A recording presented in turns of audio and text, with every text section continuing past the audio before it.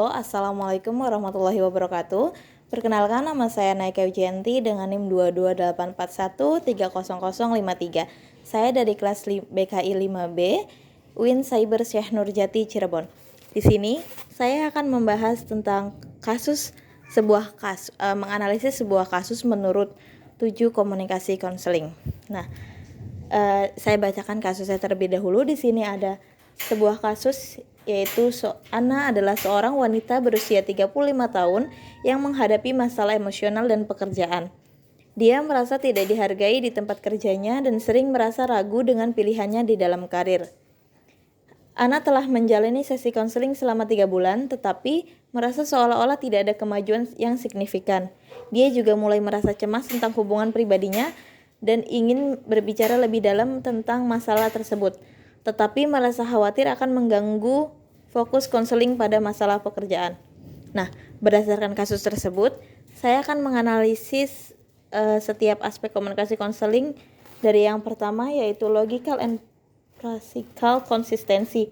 Nah, analisisnya yakni konselor harus mempertahankan pendekatan yang konsisten tetapi tetap fleksibel untuk mengakomodasi perkembangan konseli.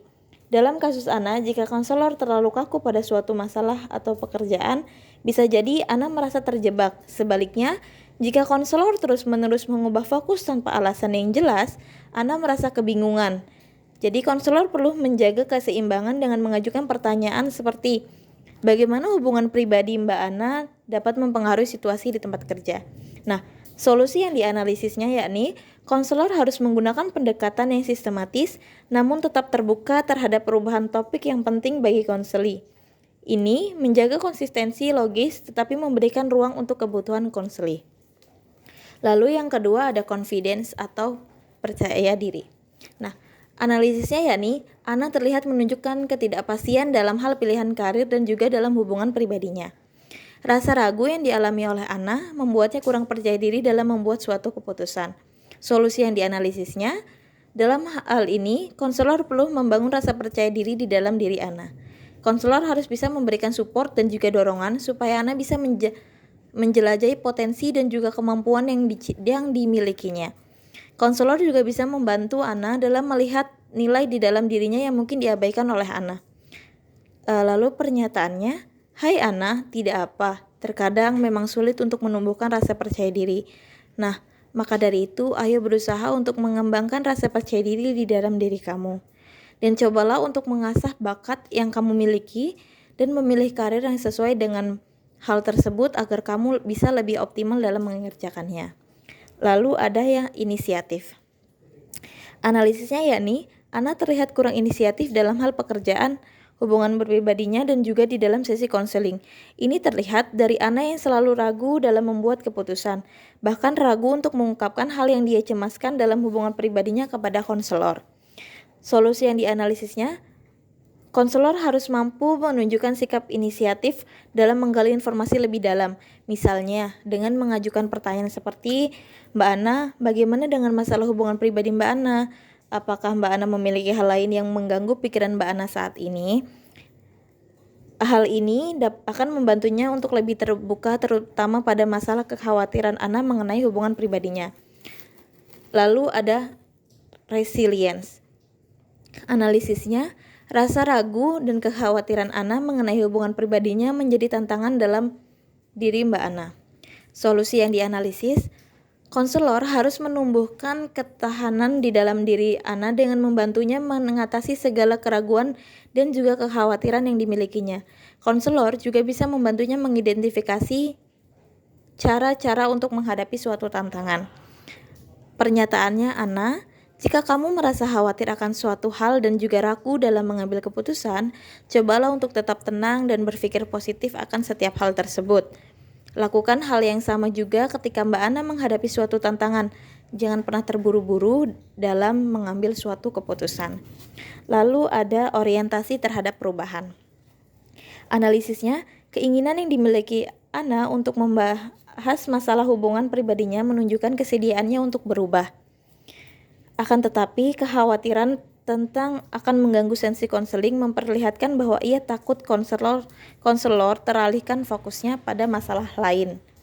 Nah, solusi yang dianalisisnya, konselor harus menciptakan ruang yang aman bagi Ana untuk mendiskusikan kedua kasus tersebut, menjelaskan bahwa hubungan pribadi dan juga hubungan pekerjaan itu saling berkaitan. Konselor juga harus mendukung perubahan yang telah Ana lakukan.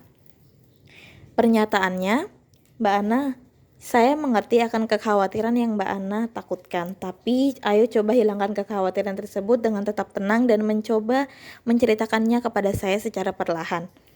Saya akan tetap fokus dan mendengarkan semua hal yang Mbak Ana sampaikan kepada saya. Lalu ada self-respect. Nah, analisisnya Ana perlu menghargai dirinya sendiri dan juga memahami bahwa menghargai diri sendiri itu sangatlah penting. Solusi yang dianalisisnya, konselor perlu menanamkan pada diri Ana bahwa dirinya itu penting dan juga berharga. Konselor juga bisa mendiskusikan mengenai nilai-nilai pribadi supaya Ana bisa melihat nilai yang ada di dalam dirinya sendiri. Pernyataannya, Mbak Ana, cobalah untuk mengapresiasi diri Mbak Ana dengan cara memberikan hadiah atas hal yang telah Mbak Ana lakukan. Sesekali Mbak Ana perlu menyenangkan diri Mbak Ana sendiri seperti dengan melakukan hal yang Mbak Ana sangat sukai. Hal tersebut dapat membuat suasana hati Mbak Ana menjadi nyaman dan menjadi bentuk Mbak Ana menghargai diri Mbak Ana sendiri. Lalu yang terakhir ada respect for others. Analisisnya, kekhawatiran Ana akan mengganggu si konseling menunjukkan bahwa dia menghargai konselor.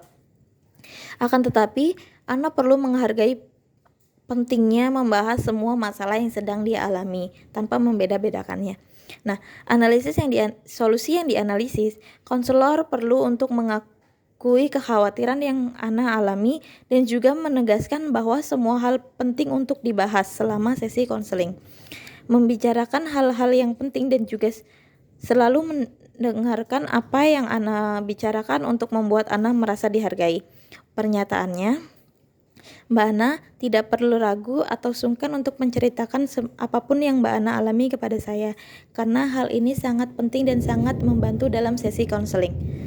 Sekian analisis kasus yang dapat saya sampaikan. Wabillahi taufiq wal hidayah. Wassalamualaikum warahmatullahi wabarakatuh.